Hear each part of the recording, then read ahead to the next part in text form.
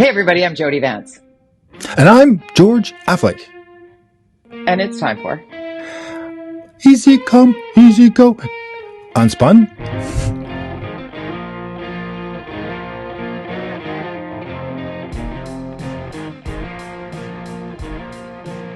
Is that the right song? I was being the piano player. Is that Trudeau? Was that the one he's saying? I can't remember. It was Bohemian Rhapsody. Yes. Yeah. All right. Oh, what a fiasco! What an outrage! Or what a wonderful thing! I'm so confused. What was it? Did you hate it? Did you love it? It's so weird. I didn't care. I didn't care either. What I really found interesting, particularly because I've said many times I like watching The View. Meghan McCain's not on The View anymore, but I always found being able to parse out the political sort of rhetoric that came into play interesting. So I follow her, and I see that she writes a lot of clickbait, and then she kind of, comes at people who write clickbait. It's like, okay, all right. So she wrote about this, basically saying that it's an embarrassment to millions of Canadians, and I was like, okay, I don't think so. And then the National Post ran the Daily Mail story, and then she pushed that out there, and I'm like, and that watching the response to that. Here's why I think it's interesting and why I bring up Ms. McCain is that she not long ago wrote a piece about the Finnish prime minister. Remember this when the Finnish prime minister had her friend she was partying. Yeah. And then some of the video of her partying. She was supporting that. She said what's wrong with that. She said leave her alone. She's allowed to have a life. Okay.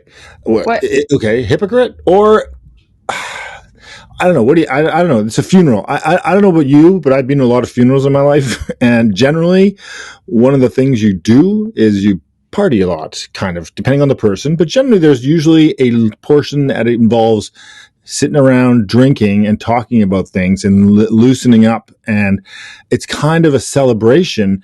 Death is one of those things. It's weird. Yeah, it's somber, but also it's a celebration of a person's life. And I'm not saying that he was, the song was obviously it's Queen. I mean, you get the reference, right? I mean, seriously. I don't know anybody. If you've never been to a funeral or never been to a wake, which is a whole other ballgame, you don't understand. Or a celebration of life. They're literally called that. You celebrate the life of. And this was not at the funeral. This was at the hotel lobby with an unbelievable pianist who was a friend, and they were sitting and having having a private moment that somebody videotaped, and this is much ado about nothing. I agree. I think, it's interesting. I saw, I forget who it was saying Trudeau, I'm not saying I love Trudeau or hate Trudeau, but one of the things he has not done in this entire time, and he's had a lot of crazy things and he's done some stupid things, the whole blackface and all that stuff. He hasn't attacked the media. The way some other leaders have around the world, and certainly even Canada. And this was a media person saying this, that this is something that he has not lowered himself to that kind of standard of saying, media are attacking me. I mean, media reported the story, they followed it. The National Post did hey, this sucks. And then everybody else was like, what's wrong with this? That's good journalism. Hate it, love it, whatever. We get the balance. And he kind of just let it ride out. And because frankly, it is much ado about nothing. It's ridiculous. I mean, I think, come on. Is that as good as you got? The Conservative Party and the people? I mean, seriously, come on. And I saw the day about Poilievre saying something about somebody posted he's attacking journalists today, saying they used the word slavery, slave, something. Or about a lame horse, you shoot them. And it's, so journalists want to shoot politicians or something? He's like, oh my God, for God's sakes. Looking for reasons to be a flashpoint. Let's go back to what was a flashpoint, certainly for the truckers who gathered and occupied Ottawa. As they did. Their rally cry was against vaccine mandates and travel restrictions and border restrictions, and news out now, depending on when you're watching this, but coming soon to a border near you, whether by air or by sea or by land, lifting of the vaccine requirement to enter Canada. The ArriveCan app will be basically optional. I don't really know what that means. And the random testing apparently is going to go Yay. away as well. So my question is, George, what will the freedom rally cry be about? Yeah, I think I would imagine they'll kind of use a thing like you can't trust this government. Look what they did to us. Let's support Polyev. He'll ride that one for a while. This government is evil. They take our freedom away. Don't vote for them. I mean, I don't know when the election will be, but it could be as soon as next year, depending on how Trudeau's feeling and how he's polling. Yeah. So, I think that's what they'll do. They'll hang their, I mean, look at Trump. He's lasted, he's saying the same old thing. I mean, it's just what they do. Can we talk about the great orange one maybe going into an orange jumpsuit? Like, what do you think about what the fraud? No, not in our lifetime, not in his lifetime. So you think this lawsuit that fucker for as long as he's alive, and he'll still be able to run for president? Will he?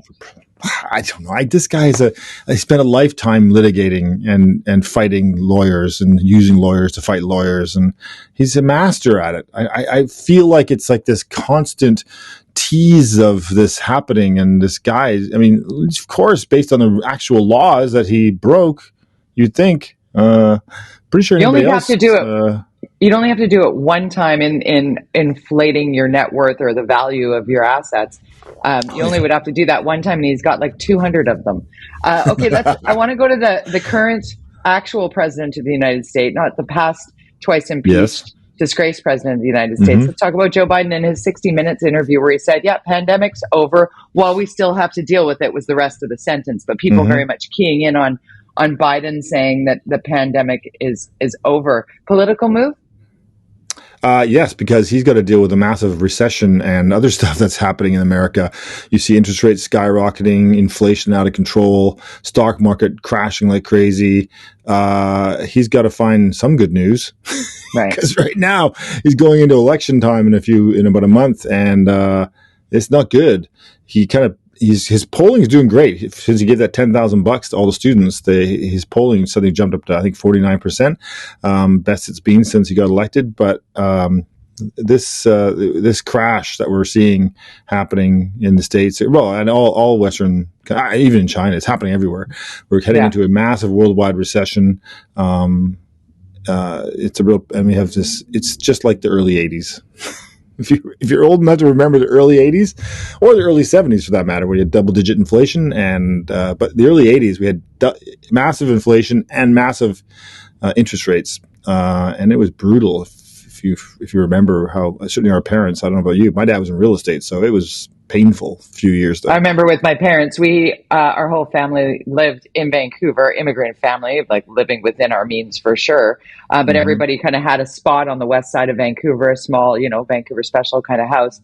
And my mom and my stepdad got married in 1987, but they moved in together in 1977. So late 70s all the way to mid to late 80s. So a little taste of both. We moved to Tsawwassen because with the interest rates what they were, our family had to choose, my parents had to choose between home ownership and or family vacations and such. So we moved out of the city in order to be able to go to Hawaii once a year as a family or go to California, drive down the coast, whatever.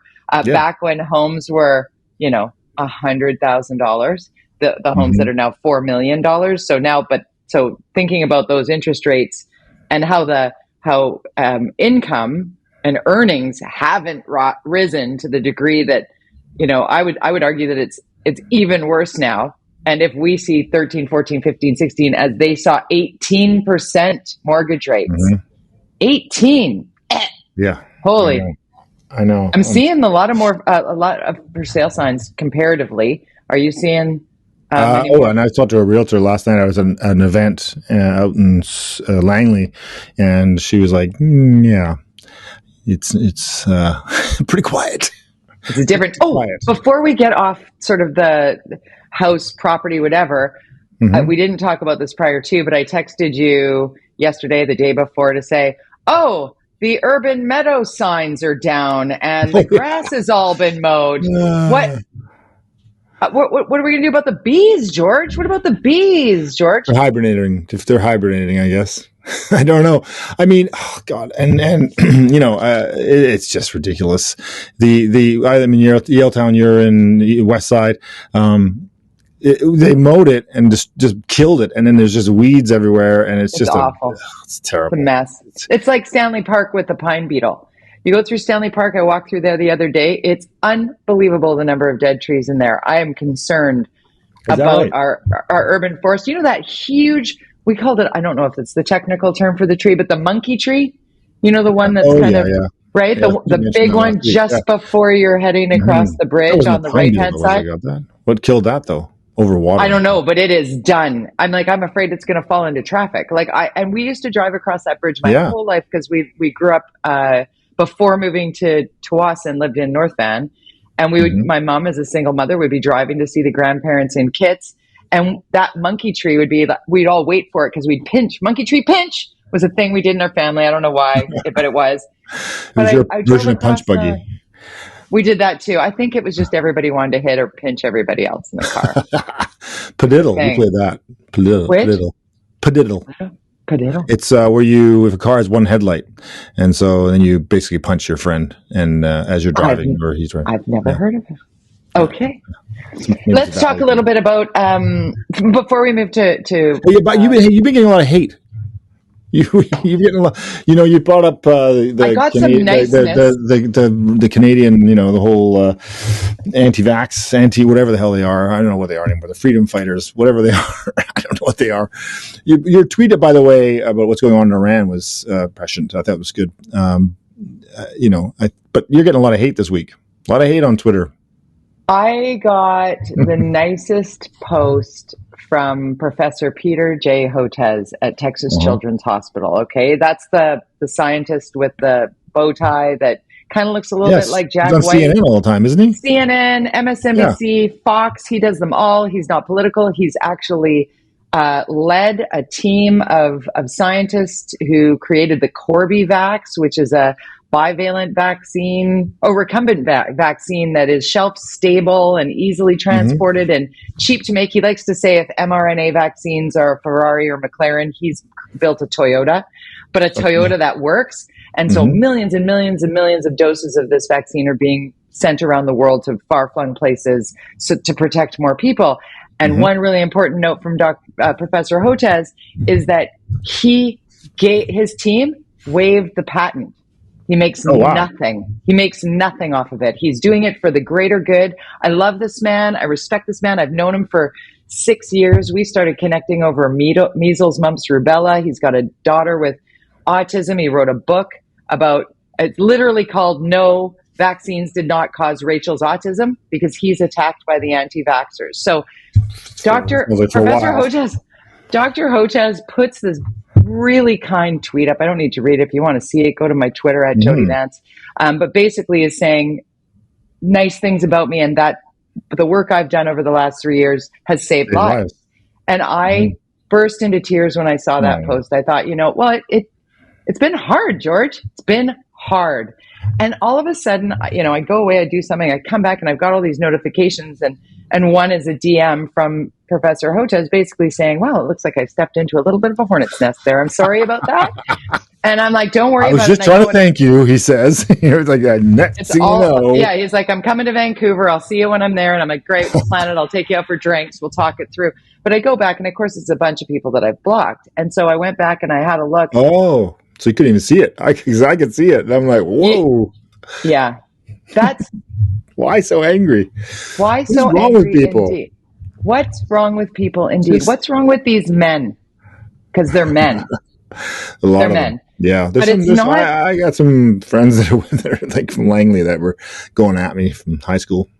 Anyways, right. You told me about that. I don't understand. If you don't like what I'm saying, why are you amplifying it? Why are you?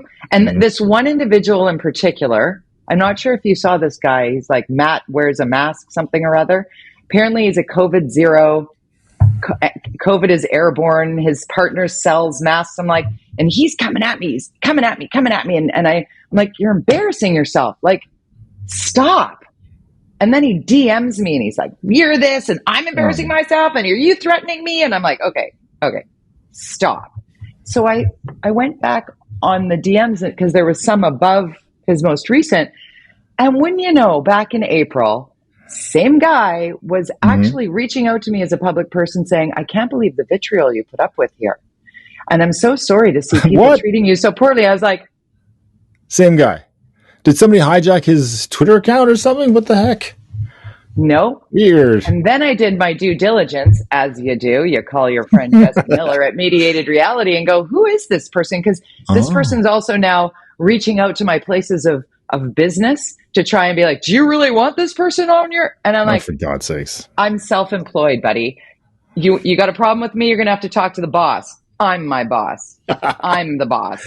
And it's not... Anyway, it's just so much. Anybody who's doing this, I'm telling you what, George, if it's the last thing I do on this planet, I'm going to change the laws so that people who do this type of thing, it is harassment. Once somebody tells you to stop, that's it. Stop. You can go say whatever you want out there, but get the hell away from me. And it's a bad look. It's a rule in my house with my kids. When your brother or sister says stop, you stop. That's the rule. There's no second time saying stop. Thank you. Okay, I'm going to pivot away from this guy because if you want to do a little due diligence, you'll be shocked at the connection this particular individual has to politics in this province. I'll leave it at that. More to come. But I want to talk politics in this province. Let's talk a little bit about the NDP's leadership race that really looked as though it would be a total cakewalk for David Eby. Yeah. Okay. What are you seeing happen here? Well, there is Anjali Appendare. I think it's Appendare. Yes, Appendare. Sorry, I apologize in advance. I did interview her when I was on CKNW, so I probably got it right that time when they give you the pronunciation script. Yeah. So she's getting a bit of hot water. She got some of her volunteers were. Apparently, there's a video of them saying, "Oh, I'll pay for your membership dues if you vote for her." So, but she signed up a lot of people, and so this is heating up, and she's denying there's anything going on, and so it's really in the hands of either the NDP or Elections BC. I guess if they give her the boot, which they could, I suppose, then he's back on his own again. So I think we're just waiting for that to play out. I mean, the chances of her winning it depends on how many people she signed up and if they're legit. That's what this game is. When you're a leadership and there's only two, it's all about membership drives, and having a robust membership and robust leadership campaign, something the NPA in Vancouver should have done. You end up reigniting your party in a way because people get excited about it. If you don't have that, it can languish. And so I think to have some competition, at least to get more members and get people excited, is always a good thing for a political party. So, but it's too bad that this is kind of happening, and it's certainly tarnishing, the process for them and for her. Let's talk about the process. A lot of people always ask us, can you talk about Surrey, please? So before we get to Vancouver, let's touch on Surrey just a little bit. I want you to start to inform our listener, our viewer, about knowing their candidate, at least the front runners, because it's a very noisy field. But in Surrey, it's kind of hard to do that now because there's only really one certainty, right? Well, I think Doug McCallum, even though we've talked about this, and I think he's very... his bravado is significant, and his stadium concept was made a mockery of. But the other candidates, I haven't heard a lot from, to be honest. And the polling that I've seen has McCallum way at the bottom, right? Mainly because of the foot incident, and that whole issue is more than the police force and the SkyTrain. It's a stupid incident at a mall that he. Whatever, which is going to court, 2 days after the election. So there's a whole, there's all these other candidates, and they're all sort of similar in a way, as far as on this political spectrum. They're all kind of center, right of center. It's anybody's game. Anybody's game. I think the way the polling I've seen has puts Brenda Locke in the front and the likely winner, but I think you're 3 weeks away. Anything could happen. It's like Vancouver, right? It's not like in the last election, and we had Kennedy-Stewart got 52,000 and Ken Sim got 51,000, on like 100 or whatever. It's like 900 vote difference. and I think that's I'm going to be seeing a something lot of similar. Ken Sim. I'm seeing a lot of Ken Sim. Yes, they've I'm got seeing bus shelters. lots of I'm money. hearing, but I'm also hearing, and you can tell me. Let's go through a couple of these here, so Sure. you can because you know better than I, and I think that's what this podcast is all about. I'm going to lay out the spin we're getting, and you're going to unspin it for me. Okay, you ready? Okay. Okay. So the ABC party, A Better City, I think is how it started. ABC, that's Ken Sim, right? He used to be NPA. Now he's ABC. Took his ball and he went home. Right. You don't like me anymore. He's putting out lots of press releases with very bread and butter kitchen table issues: crime, affordability, housing, park board, cutting the fat, fast tracking small business licenses was the most recent one. There's some real but the headline's really big. And then when you read the body of the press release, it's like, we're going to reduce wait times for small business licenses. And then the small print is, if we get a majority on council. And I'm like, okay, so a vote for one. Yeah, it's. I'll tell you, the approach to communication dumping of ideas and stuff is certainly a strategy I would use. Very similar. I would, I have millions of ideas of what you can do in Vancouver, and why not turn those into press releases? So I think, and I know some of the team behind them are people that I worked with. Patrick O'Connor, who worked with us on this show, is one of the main people. He's one of the main people, probably churning out those press releases or coming up with those ideas, because he and I spent a lot of time talking about ideas for Vancouver in my 7 years in office. And Patrick getting paid, baby. I paid him too. I think. That approach is a good one as a tactic, whether or not media pick up on it, but it makes you look like you're fresh and you got ideas, right? How you implement them in politics in an election campaign doesn't always matter, but I think it would be nice to know how you're going to do this. I mean, to have a majority is one thing, but actually speeding up bureaucrats is the most unlikely possibility of anything. Why don't you get rid of business licenses, frankly? Like, what is a business license? I don't even know. I have 2 of them in my office because we have 3 actually. And I'm like, it's, what is they this? They cost money. 120 bucks or whatever. Yeah. And then if you're. So let's flip. Anyway, so it's an effective approach. There's certainly, from a volume point of view, they've got the communications, the media relations, they're pushing out there with their comms, and then they've got the biggest ad budget so far by long shot. They're on every single radio station and on TV and our bus backs and bus, so that helps. And then they're out there door knocking. So in this race, we'll go to the incumbent who has been literally campaigning on city letterhead for quite some time, but continues to do I support that study. I will write a letter about that. There's I keep waiting for his campaign to really start. And I'm surprised that I'm not seeing more advertising from him. Maybe I'm not his target demo. I don't know if he's doing it all digitally. Maybe he's doing, I've talked about this before, the air war and ground game. So an air war is when you buy ads and you do social and media. Ground game is just door knocking, phone calling, get your vote out. He's phone calling people all over outside. Yeah, I got a call. Actually, I did get a call. Vancouver, but I got friends like in Surrey and Abbotsford and Delta that are like screen capping the name on the phone ID, going, "Does he know I don't live in Vancouver?" What about those bots aren't accurate. Those bots aren't very. Right. They can be. They're not even. It's a 604 number. Yeah, Alberta has the biggest one. What about Colleen Hardwick? Because so she could be one that could split it, right? Yeah, so she's peaked for sure. I think, unless she starts, they're really trying hard to get some motivation going there, and they've peaked, I think, and I think she'll land at, I'd say, 20,000 votes would be my guess, 20 to 25,000 votes, maybe 30. And where do you think Ken Sim would land? Well, I think it depends on the turnout, but I would say that you'll see very close numbers as you saw last time. NPA's got their guy, Fred Harding, who's, the crime and I don't know what he stands for, crime mainly, and putting Asian names or Chinese names on your ballot. or whatever language, whatever, that seems to be their big issue. They seem so focused on it, on weird things that I don't get it, but they'll still get 5 to 10, he'll still get 5 to 10,000 votes. That, those base MPAers just kind of go in and say MPA, ABC wasn't able to communicate with, but I think Colleen will pull a lot of those too. So, I would say that you'll see if it was the same turnout, you're going to see similar numbers for Sim and Stewart. 50,000 each, and it'll be really how well Colleen does, what Fred Harding does, and then of course Mark Marison gets 10,000. He's pulling from both sides. I think he's Kennedy-Stewart's biggest threat. And then that's it, isn't it? Did I miss anybody? No, that's pretty much it. That's pretty much it. So I mean, you had to make a prediction earlier.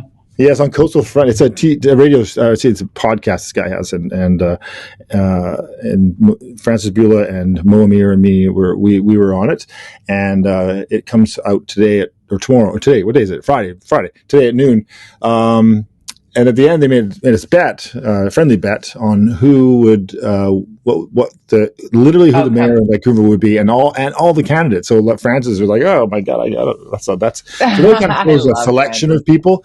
I think it'll be, this was recorded a few days ago, but I think because ABC is running 7 council candidates, we've talked about this before, where they're watering down their vote by spreading out that vote now, whereas Kennedy-Stewart's got 6, Team has 6, and I think Team's got an alliance with both the Greens and the and One City. He doesn't care which one of those wins, but as long as those ones win, so that progressive left-wing vote, I think will vote all 6 of the. So my prediction was Kennedy-Stewart and all 6 of his. What's his party called? Forward Vancouver. Yeah. Forward. That's what I predicted 4 days ago. How can you forget these? Ask me in a week. Ask me in a week. Follow along at George _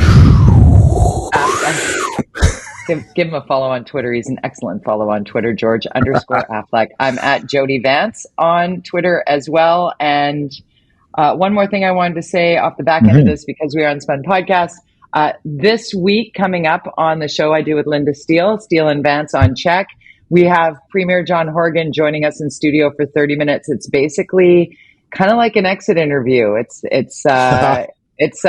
talking to him about where he's been. Not even that. It's sort of where he's been, what he's been through. We're going to talk about the things that maybe don't get covered because it's going to be a longer form, right? We might even do like an after show piece of the puzzle and just talk to, just John, as he likes to say, just John at the garage sale. So we're looking. Just John at the garage sale? Didn't you hear his press conference that he had when he was announcing that he was stepping away? UBCM. Yeah, no, before when he announced that he was leaving office this fall. I missed that. Yeah, he had just been on vacation, where there was quite a kerfuffle about him taking vacation to the East Coast. He went to the Maritimes, but he referenced being there and wandering with his wife through garage sales and people, kind of sort of recognizing him, but not really. And he was just John at a garage sale, and he had said, I'm kind of looking forward to being that again. Because he sort of was pulled into being premier. Reading A Matter of Confidence, the book that Rob Shaw and Richard Zussman wrote, which I find really fascinating for anybody who's a nerd about politics and likes a really well-written story.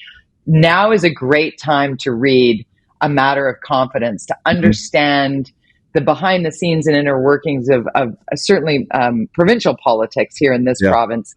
It's a great read. These dudes are excellent at their craft and they take you on a journey. I gobbled that book up. Like I said, I'm not typically a political, reader. It's not my first choice when I'm consuming something, and I really found that to be fascinating, and I learned a lot. So I'm looking forward to. I think have him on your show next Thursday. Yeah, on Thursday the 29th at 8:00 on Check. Thursdays at 8 following Jeopardy is when you'll find Steele and Vance, and hopefully one day I'm going to be able to pull you on there, george-affleck. I'm not as handsome as Brad West though, so he was pretty great. We watched a man who was like, "Oh, he's so cute. He's so handsome." Yeah, he's very handsome. His wife, A little bit jealous. A little bit jealous. All right. And he's a nice guy. And he's the next mayor of Poco. So there you go. 37 mayors already acclaimed in this province alone. Crazy. 37. Crazy. Not in Vancouver, though. Oh. No. We'll keep talking about this, and we'll try to get more into about Surrey and some other communities across the province that we can talk about. Because I'll be live. I got to do my research because I'm going to be on CTV on election night with Diane Watts. So it's going to be interesting with her and I again. No birthday for you. You don't get a birthday. October 15th, 2022. That's right. No birthday for me. George's birthday. And also watch CTV and enjoy me on television live. I'll bring randomly talking about things. I'm out of control. Ah! Bye.